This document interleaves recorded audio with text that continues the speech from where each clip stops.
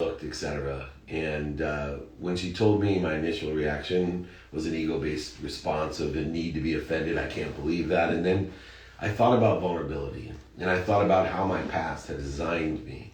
And but for the fact that that person that he hadn't seen since I was 18 years old, the person at 18 years old probably would look for an angle in order to effectuate a personal gain and an unconditional response to giving.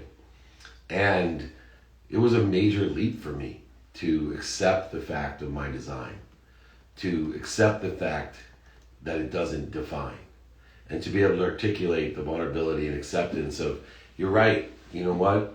When I was 18, I definitely would have probably tried to figure out how to oversell, manipulate, figure out how I could benefit personally from every trade negotiation, even in a philanthropic manner. But today, those experiences have designed me in order to be abundant and to live in this world of more than enough, and to gain the opportunity to give and to change people and impact them and empower others to be happy through my capability of raising money and donating money and making money. And yet that snapshot still exists. I can't change it. I can't change the snapshots of the people that went to elementary school, middle school, undergrad, high school, grew up with me in my 20s, worked with me with all the different mindset and lessons that I've learned. I can't erase that definition that they have, that snapshot. But all of those have designed me to be who I am today. And the only way I can walk in the higher light is to expose that of myself and illuminate it for others so that they can learn that design. And they may not have to make the same mistakes or pay the same dummy tax.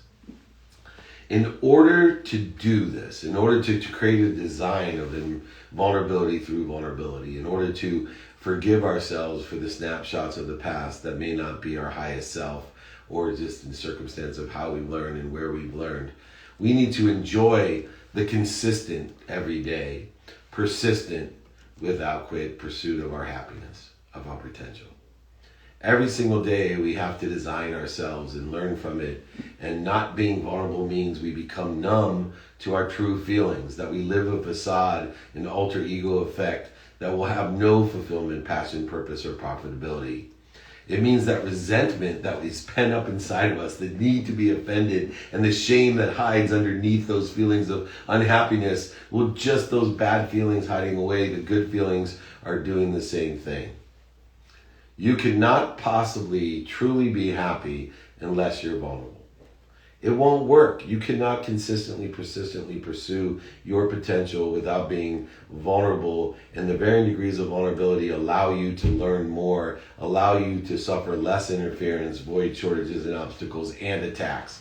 Without vulnerability, you are a fake, and anyone who you try to love will be a fake as well. You will, at least most of the time, not live within your potential or truth. So to be happy, to find truly happy person you like to be with and attract them without judgments and conditions, without attacks, stop holding all of that good and bad inside and be vulnerable. Consistently vulnerable. Illuminate who you are and what you've learned. It's fine. Once you release the truth, nobody can hold it against you. Right? If I went into a business meeting and never told anyone that I was a complete idiot and I lost over $100 million and I went bankrupt and I didn't tell anyone, right? I love to tell people what I've learned and what I've experienced. Can they hold that? Oh, Dave, you lost it. I don't want to do business. Well, I'm going to tell you up front. If you don't want to do business with me, or you don't want to have me help you for whatever reason it is, because I lost everything, at least you know, but you can't hold it against me or attack me for it. But what happens is people try to be invulnerable, and they go ahead and omit or lie about things. And the minute somebody finds out, oh boy, right now, they call on the info hound dogs and the access that we have to information, and the credibility, the number one priority of what we try to do to get in alignment is released immediately. And now all we are is in a wormhole of trying to gather as much information to discredit you.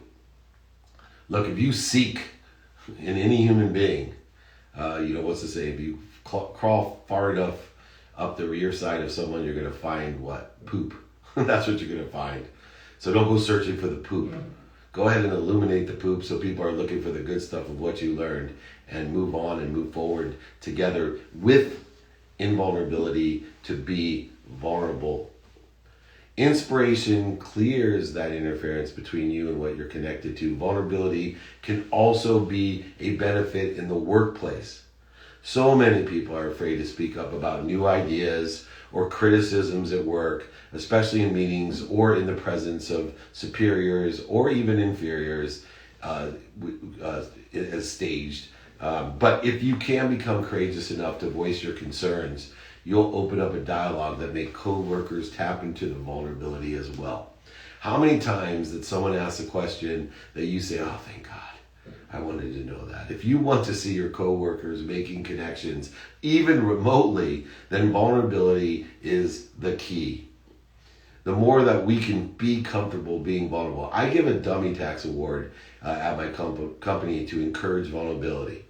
So we go around the room every month and we discuss the number one mistake that we made and the lessons that we've learned and the damage or whatever the repercussions were, to not only help everyone learn from those mistakes, but to teach vulnerability and to clear the interference as a group between one another so that we all feel comfortable in the uncomfortable situation of admitting who we really are and what we're really learning.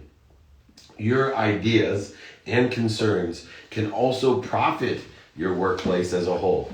As much as I bonus, and it's a big bonus for whoever wins that award, I have gained the most. Because as a collective, they've learned the lesson of not only what those mistakes were in the vulnerable moment of illuminating the issues and the lessons learned, but moreover, the more that we create a culture of openness, of comfortability, the less attacks, judgments, and conditions. Has anyone worked for a job where all we do is have chaos and commotion and drama because people are trying to look for the void, shortages, and obstacles in others instead of trying to find the superpowers that exist within the vulnerability and the stories and the lessons that people have learned? Being vulnerable is a strength in your intimate relationships, your personal life, and your work life. But vulnerability is not easy. Can you imagine everyone being honest? How many good and bad consequences would come from this one action? Is being vulnerable popular? Then many good things would happen if we could at least make it popular. Why? Because everyone would be inspired. Everyone would pursue the truth. More and more people would be comfortable with what they've done in the snapshots of their life and the continuum and journey of where they're at, and be able to apply the knowledge and the relationships necessary in order to provide the progress that we're looking for, not the perfection. Invulnerability exists in a perfect world, and we don't live there. Vulnerability lives in the world we live in, understanding that we will fail forward, that we can feel forward, F-E-E-L, forward, and understand our vulnerability will provide the closest shield of invulnerability, because we will take away the energies in the attack.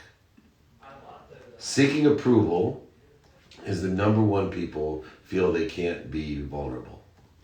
Being vulnerable in a vulnerable state is not easy, as I suggested, and it means that you have to tear down those interferences walls. You have to tear down and let go of your guard and open wide to the world of who you truly are, to loved ones, friends, and workplace associates. And it's hard to be vulnerable because some people feel it's a weakness, and it makes you to be exposed and out of control.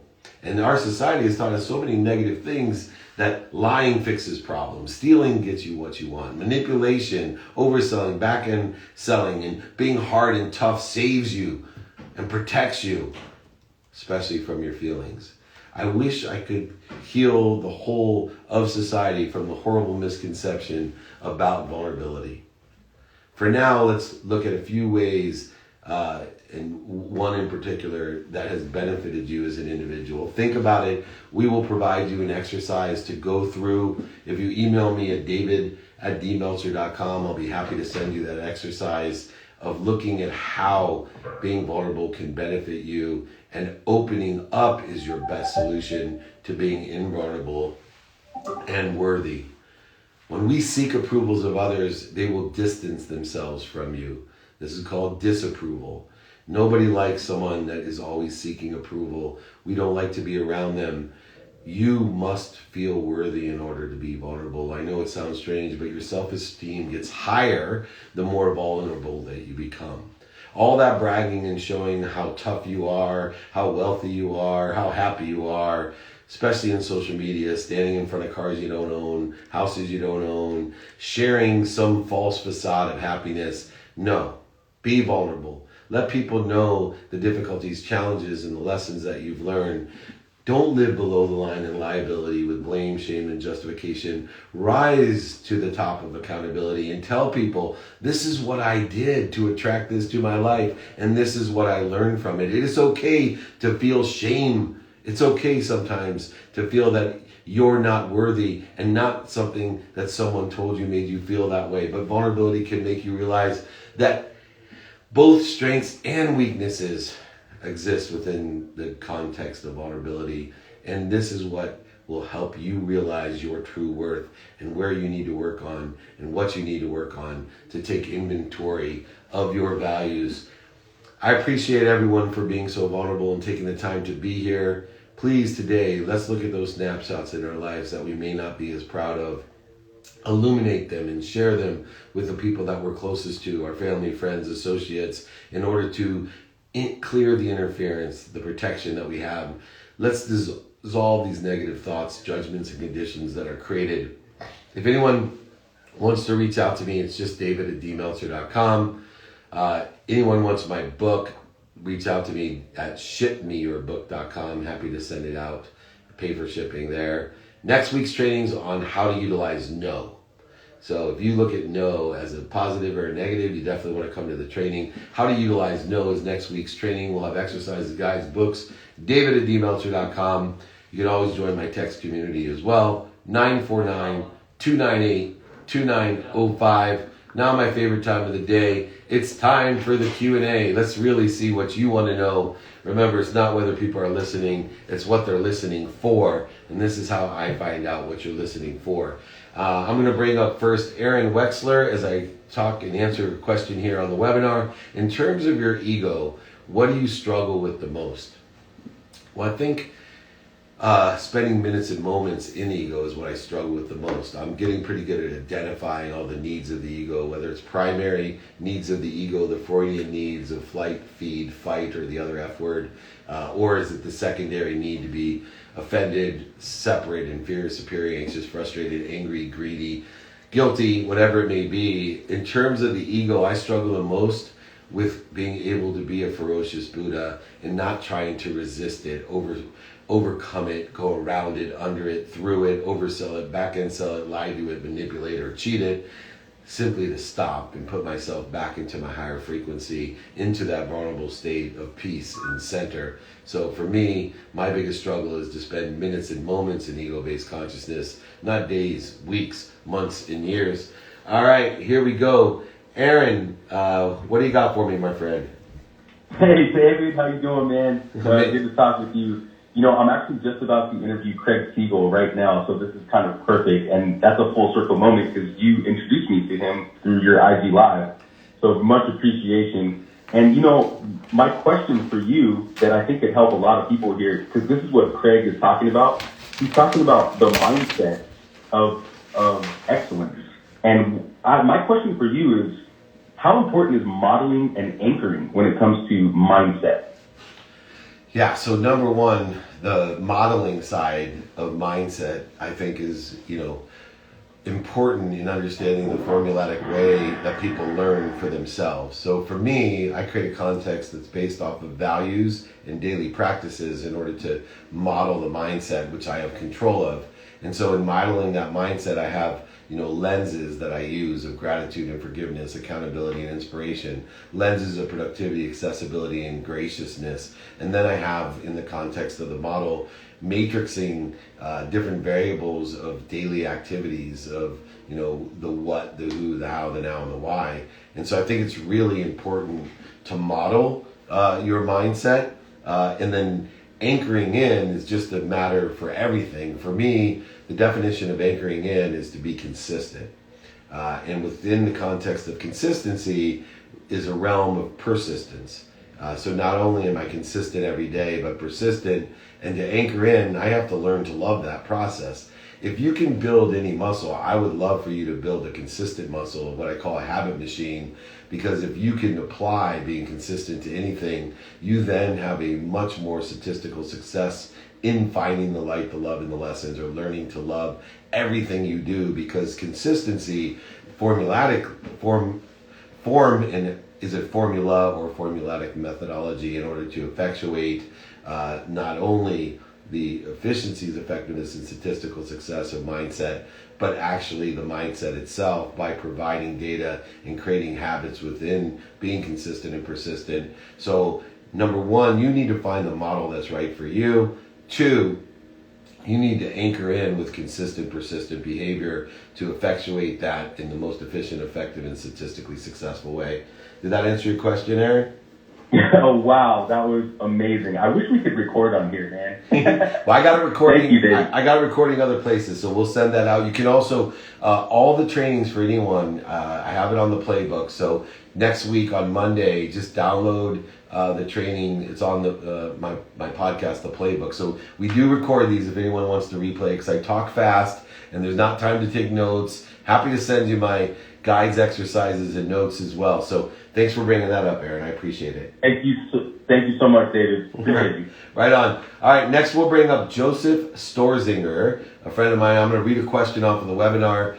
I talk about persistency a lot, and somebody asked how to work on being persistent. And I think the number one way to work on persistency is to study time. You cannot see time in a linear fashion if you want to be persistent. Because persistent without quit is such a difficult thing if you look at the man-made construct of time in a linear sense. Because we don't mind hard, but we hate long. And if we look at things in a linear sense about being persistent, that things take longer than they should in perception because of compound interest, because of Einstein's rule of 72 in compound interest, because of exponential growth acceleration, and how consistency interplays with the persistent behavior that we have. So you have to study time to understand that time itself is working within the context of itself and spiraling in its nature. It's not in a longevity of a linear sense that if you put things into a segmented amount of time, it's going to take you 90% of the time that you think it's going to take you to get to 25% of the way there. That is if you are consistent and persistent. And then it's going to take you 95% of the time you thought it was going to take just to get to 50% of the way there. So in your mind, in a linear sense, in the man-made construct sense, what causes the most difficulty about being persistent is that most people quit, 99.9% of them quit before they get to even 25% of the way there, because they expect to be 25% of the way there and 25% of the time. They expect to be 50% of the way there and 50% of the time, but it takes 90% of the time to get to 25% of the way there and almost 100% of the time to get to halfway there. And so you have to study time in order to effectuate and work on persistency. You have to allow yourself to be as aggressive as you can, persistent as you can, but it needs to be tempered with patience to allow things to happen, to angle to what you want by learning the lesson, seeing pain as an indicator, to have faith to get to somewhere better. And the only way that you can work on your persistency is work on your perception of time. All right, my friend, Joseph Storzinger, what do you got for me? Hey, David, my brother, good to talk to you. Just coming off that rock you love, Manhattan. We miss you here, and I love this topic. My question around vulnerability, I guess, Lisa, we are being vulnerable, and, you know, there's sort of like, I feel like this cancel culture going on, where, you know, you get these comments or whatever. I'm involved with some companies, obviously, you have to be very vulnerable in, but then you get these comments that are coming from another totally different direction. You go down the road of, you know, just, I guess it's, do you go down the road of trying to have that person understand your vulnerability, or is it sort of like you just after 3 times or 2 times of them not understanding, you just move on? That's a great question. Thank you, Joseph. So, we have this blend of when we're being honest. And sometimes our honesty is not accepted by others. And whether you want to call it a cancel culture or hypersensitivity or just sensitivity in general, is that we cannot control what other people think. And so what we want to do is try to appreciate where they're coming from. And what I have found is that when someone may have a knee-jerk reaction of canceling the truth, and the truth has its own snapshot, and I think that's the difficulty of the cancel culture, Joseph, is that these things that we do, the snapshots that you take, I don't want to be judged when I was 18 years old for anything that I did, because I'm not the same person, and it doesn't define me who I am at 53, but it designed me. And so what I'd love to do is share in the lessons of what was going on and what we've learned from there, and appreciate someone else's position. But sometimes their ego, and I think this is where you find some resistance, won't allow them to share that understanding. And so sometimes when we can't, it's called a closed mind. When we can't re-engineer a mind, we know that it takes 1,000 times the energy to re-engineer that closed mind that it does to align and to inspire an open mind. So all I do is I allow it to fall away. And if it won't fall away because of situational circumstances, I fire it from my life. But I do not allow it to bleed me. I do not allow it to define me. I will only allow it to work with me, collaborate with me in a commandment of working with. That's what the word command works. We will command each other to our higher selves, learn from the mistakes of the past, of what we are being vulnerable about. And if they can't accept it, I'm going to move on to the 1,000 open minds with the energy that I have. And I will pray for their happiness and appreciate the effort that we gave to align and understanding. Does that sound fair?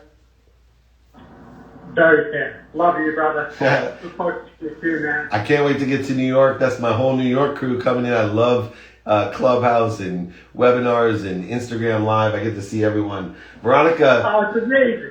Yeah, it is. I'm driving in my car, on Clubhouse. Yeah, it's much safer than being on Zoom in the car. So good job. All right, Veronica. Thank you, man. Veronica Svok, Tsvok. I'm going to take a question online and then I'll get right to you. Okay, great. Thank you so much, Veronica. How to get less defensive when criticized. Okay, you got to stop, drop, and roll. Everyone's, people will laugh at you, scoff at you, criticize you, and make fun of you.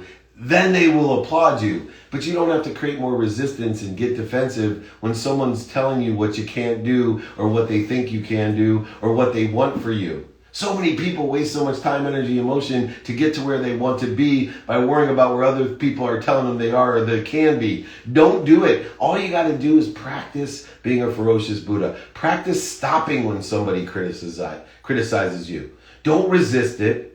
Don't become defensive. Don't try to defend it or oversell it or deny it or go over it or under it or attack it. No. The best thing to do is stop. Get to your center. Understand what they're saying and just tell them I appreciate it. What is appreciation? Adding value, right? Your house appreciates, it goes up in value. Appreciate people for what they want for you. Even if it's not what you want for yourself. Appreciate the fact that you're significant enough, that they care enough to go ahead and criticize you. That you actually have established enough of a statement of who you are that they're taking their most valuable resource, time, and giving it to you. It's like micromanaging. People will tell me all the time when I'm coaching them, what am I going to do? My superior is micromanaging me. I'm like, thank him, thank her, please. So what do you mean thank them? Well, because they care about you. They're paying attention and giving intention into you, and you're getting defensive instead of appreciating the fact that they are trying to share their opinion. You are not forced to believe what they believe, but you are given an opportunity to understand where they're coming from, what they like, what they don't like, what they've learned, what dummy attacks they've experienced, what relationships they have, how they can be of service to you, and more importantly, how you can be of service to them. All of this comes when people interact, even in criticism. So don't resist it. Just stop, drop, and roll. Remember, when people criticize you and you get mad and defensive, your mind, your body, and soul are on fire. When you're on fire, stop, drop, and roll. Put it out. Veronica, thank you for your patience. What do you have for me? Thank you so much, and thank you for having me up here. So I am in my final year of university. It's obviously a weird time to come into the job market. So my question is a little bit twofold, and a lot to do with your stance on persistence, which I love.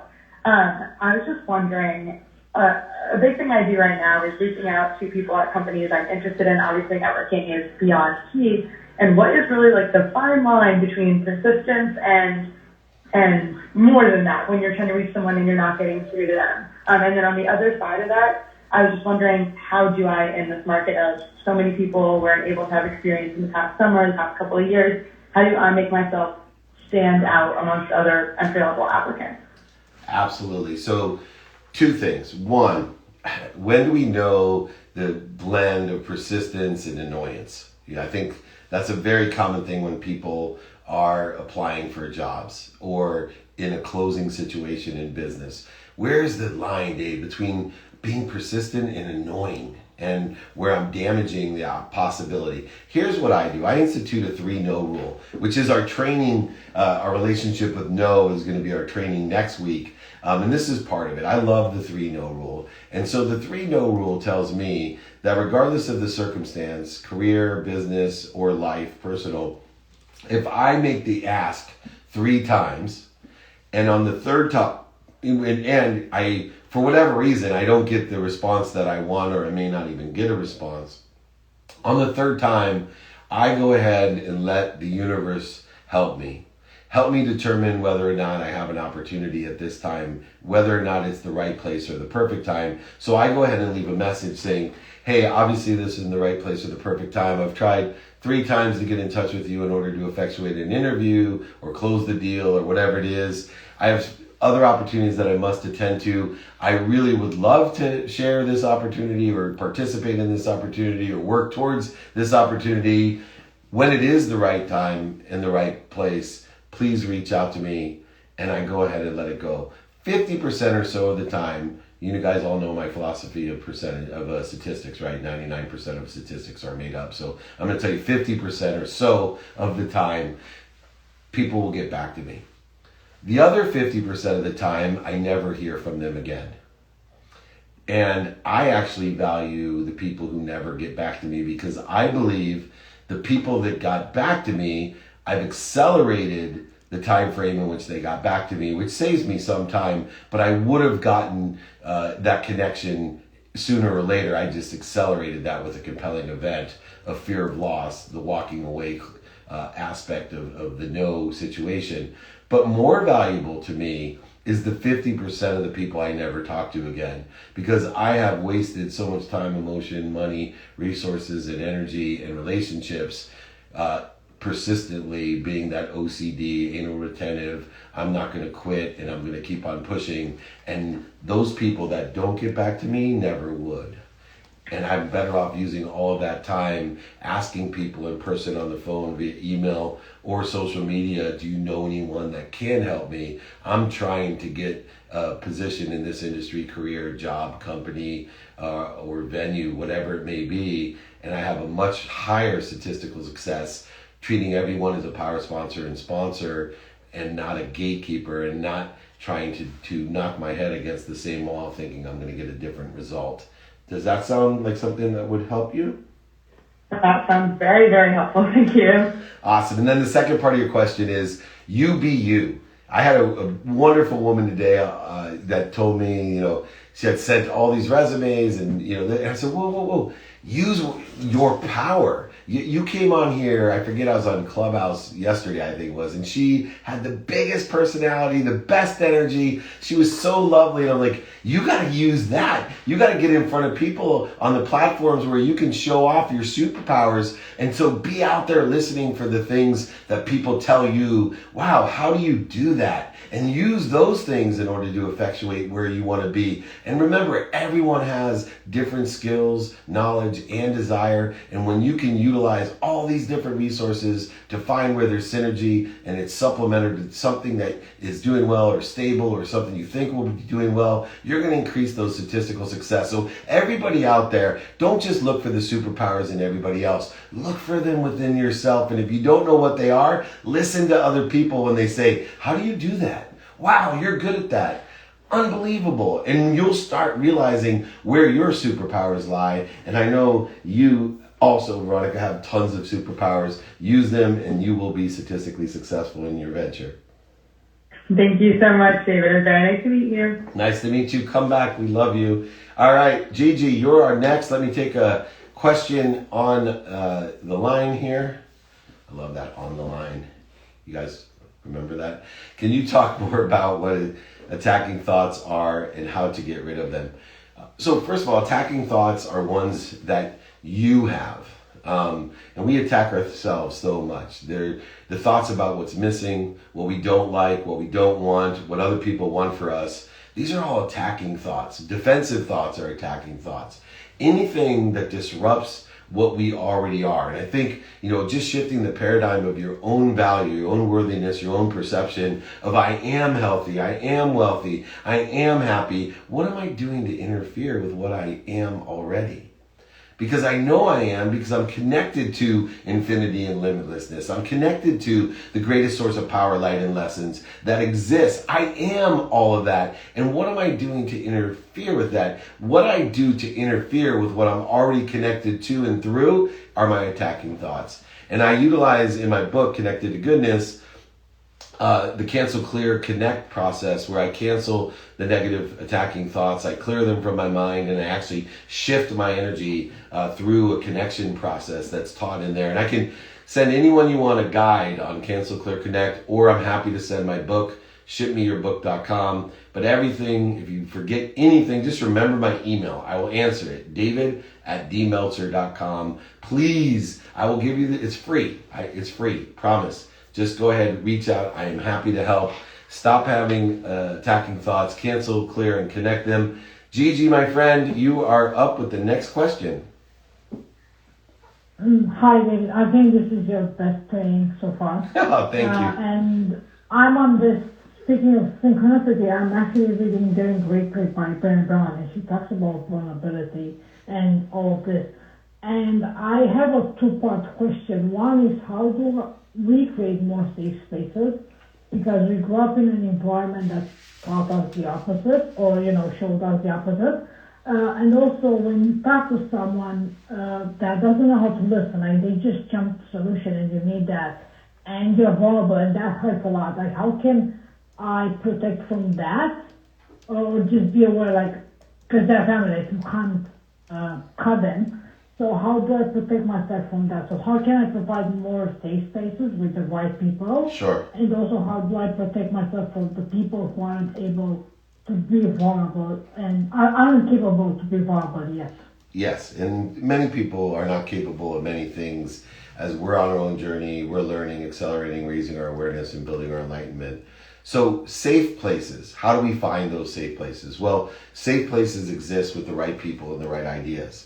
And so number one, we have to raise our awareness and our habits to identify when we're not in a safe place, when people are putting judgments and conditions on us. They're creating chaos and interference in our lives. They create void, shortages, and obstacles for us. And the key component of how we know when we're in a safe place or identify it is how we feel, which is directly related to our vulnerability. So if we don't feel good when we are watching something, listening to something, if we don't feel good, then we need to either figure out how to re-engineer it to feel good. And if we can't, we may want to move to a different place around different people and different ideas until we figure out how we can feel good around those people, those ideas, or those places. And so use the litmus test of your feelings in order to effectuate the location in which you feel the best, or at least be what I call in the learning zone. We don't want to always live our life in a comfort zone. That's what the idea of being invulnerable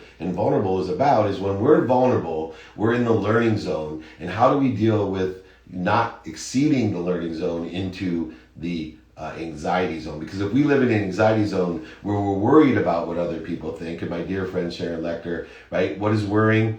Wishing for what you didn't want. But if we're living in the anxiety zone, things are going to compress. If we live in the learning zone with vulnerability, we're going to expand and grow. And pretty soon what used to make us anxious will now make us comfortable. When we get the size of our comfort zone in my life, my goal is always to pursue that learning so that my anxiety zone is the size of my comfort zone.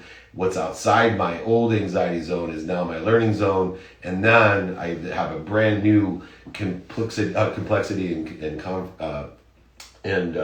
comfortability in my life that I'm willing and can expand and grow even farther. That's how people get so much done. Now, the second aspect is, what do we do with people that don't understand this? So there's a great chain of feeding, and you have to go ahead and place people in a variance. If they feed you, feed them. If they don't and aren't willing to understand your vulnerability, aren't willing to be vulnerable, then let them fall away until they are. And then if they're attacking you and they are bleeding you, then fire them. And there's a variance of all that spectrum. I call it the great feeding chain. If it feeds you, feed it. If it doesn't feed you, allow it to fall away in its varying degrees. And if it's attacking you or bleed you, then all the way up to the variance of fire them from your life. All of that within the context of how you feel and what you've learned. Thank you, Gigi. I know you have experienced all that and you're doing such a great job. I appreciate you probably in the middle of the night from the other side of the world joining us. So thank you. Thank you. Awesome. Well, next we'll bring up one of my favorite NFL players, Andre. They call him Andre Flu, Ellen. They'll call him the Flu, but I know people misinterpret when I call the man the Flu. Let me take a quick question online, Andre, and then we'll get to yours. Here we go. Is it a habit or a skill we will build and gain? Okay. A habit is the ability to repeat a skill. So skills reside within the capabilities that you have. Skills, knowledge of what and who, and desire. And the habit will encompass and aggregate all of those so that you can be consistent and persistent in the skill. And the skill will exponentially grow, accelerate, and build upon itself, that exponentiality, the compound interest, if you create a habit around that skill. So they're actually part and parcel to each other. They're complementary of one another.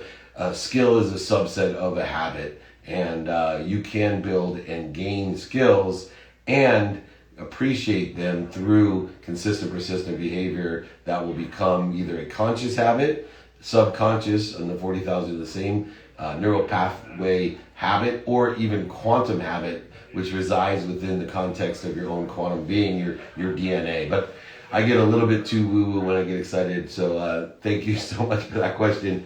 What's up, Andre? What do you got for me? What's up, man? So I got a good one for you. So I know that you are, I wouldn't say against ego, but you're against, I guess, oppressive egos, okay?